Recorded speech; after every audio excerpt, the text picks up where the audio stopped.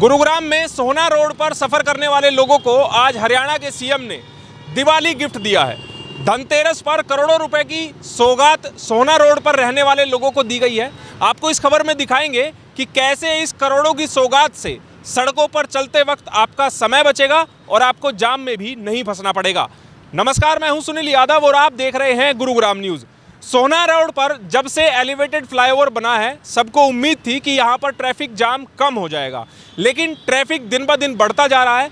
ऐसे में सोहना रोड पर वाटिका चौक जो मुख्य चौराहा बन चुका है, जहां पर ट्रैफिक जाम अक्सर पीक आवर्स में ज़रूर लग जाता है, उस जाम को ख़त्म करने के लिए आज हरियाणा के सीएम मनोहर लाल ने गुरुग्राम वासियों को करोड़ों रुपए का दिवाली का गिफ्ट दिया है। हम बात कर रहे हैं वाटिका चौक अंडरपास की, जो लगभग 110 करोड़ रुपए की लागत से बनाया गया है और इस अंडरपास का आज विधिवत तरीके से शुरुआत कर दी गई है। इसका लोकार्पण कर दिया गया है। इस मौके पर खुद हरियाणा के सीएम मनोहर लाल यहां पर पहुंचे, गुरुग्राम के सांसद यहां पर पहुंचे। इसके अलावा गुरुग्राम विधानसभा के तमाम जो विधायक हैं वो भी यहां पर पहुंचे।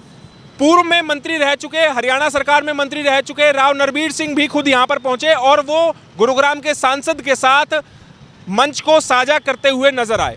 इस मौके पर गुरुग्राम के जनता भी यहां पर पहुंची है। उन्होंने सीएम के भाषण को सुना, साथ ही सीएम ने पूरे प्रदेश वासियों को धनतेरस, दीपावली और भैया दूज, गोवर्धन की शुभकामनाएं दी और उस शुभकामनाओं के साथ आज इस अंडरपास का उद्घाटन करते हुए लोगों को ये कहा कि गुरुग्राम में बीजेपी सरकार आने के बाद लगभग 16 अंडरपास बनाए जा चुके हैं। इसके अलावा 15 से ज़्यादा फ्लाईओवर बनाए जा चुके हैं ताकि गुरुग्राम में जाम की समस्या को ख़त्म किया जा सके।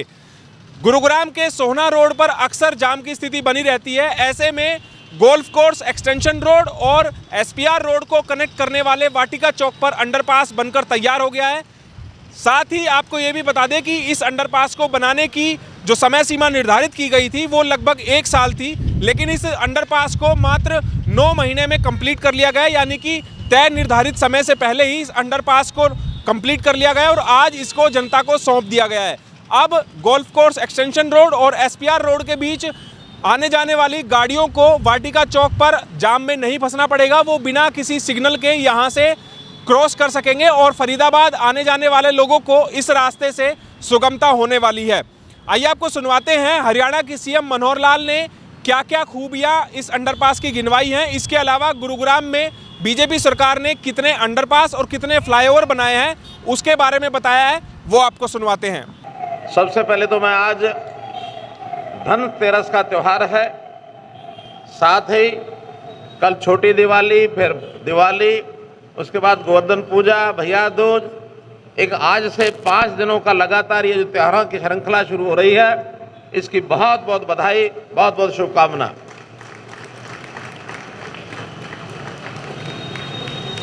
मित्रों, जैसा राव साहब ने बताया कि गुरुग्राम को हम उस समय भी देखते थे जब बहुत धीरे गति से और यहाँ के विकास की योजना बनाने के बाद भी काम पूरे हुए नहीं।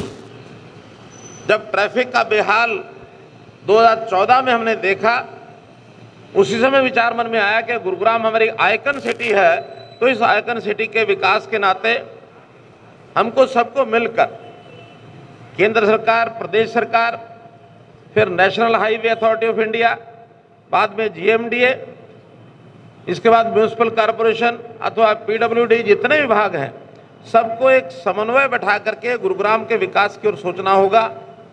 तभी हम जो गुरुग्राम की कल्पना बनाई है उसके अंदर लोगों को एक अच्छा जीवन दे सकते हैं। मुझे खुशी है कि उसमें यहाँ के लोगों का भी सहयोग मिला, हमारे इंजीनियरिंग स्टाफ का भी सहयोग मिला है, योजना बनाने वालों ने भी अच्छी योजना बना करके हमने आर्थिक दृष्टि से कोई कमी नहीं आने दी, केंद्र सरकार ने भी कोई कमी नहीं आने दी और लगातार इस पिछले 2014 के बाद, जैसा आज हम एक ये अंडरपास का उद्घाटन देख रहे हैं, अगर मैं 2014 से पहले की बात करूं तो गुरुग्राम में एक भी अंडरपास नहीं था और अब 16 अंडरपास जो है हमने इन 8 सालों में बनाए हैं। इसी प्रकार अगर हम फ्लाईओवर्स की और जो बात करें, चाहे वो रेलवे लाइन के ऊपर से बने हैं, चाहे सड़कों के ऊपर से बने हैं, ऐसे फ्लाईओवर्स 2014 से पहले मात्र 8 थे और आज गुरुग्राम के इस सारे क्षेत्र में 23 फ्लाईओवर बन चुके हैं, 15 फ्लाईओवर उसके बाद बने हैं, ताकि सड़कों पर आवागमन ये कैसे आसान हो, कैसे निर्बाध हो। क्योंकि अपने आप में ट्रैफिक रुकता है तो समय खराब होता है, पैसा खराब होता है, वायुमंडल खराब होता है, प्रदूषण जो है वो फैलता है। तो इसके नाते से लोगों के जीवन को सुखी करने के लिए ये सारे काम किए हैं। कोई समय था गुरुग्राम को गुरुजाम कह करके भी हमारे सोशल मीडिया ने बदनाम किया, क्योंकि पानी भरता है, वर्षा आती है, पानी रुक जाता है जगह जगह पर। नया जब विकास होता है तो पानी का जो नेचुरल फ्लो होता है उसके कई रास्ते रुक जाते हैं। उनको भी ठीक करने के लिए जो योजनाएं बनाई गई, 10 बड़ी परियोजनाएं, जिसके ऊपर 1027 करोड़ रुपया GMDA का ये खर्च हो चुका है अथवा होने वाला है। जहां तक आज के इस अंडरपास का विषय है, वाटिका चौक का ये अंडरपास, ये भी जैसा राव साहब ने बताया कि समय के अंदर इसको पूरा किया गया है। और मैं आशा करता हूं कि आगे भी जो प्रोजेक्ट है इनकी गति भी इसी प्रकार से बनी रहे।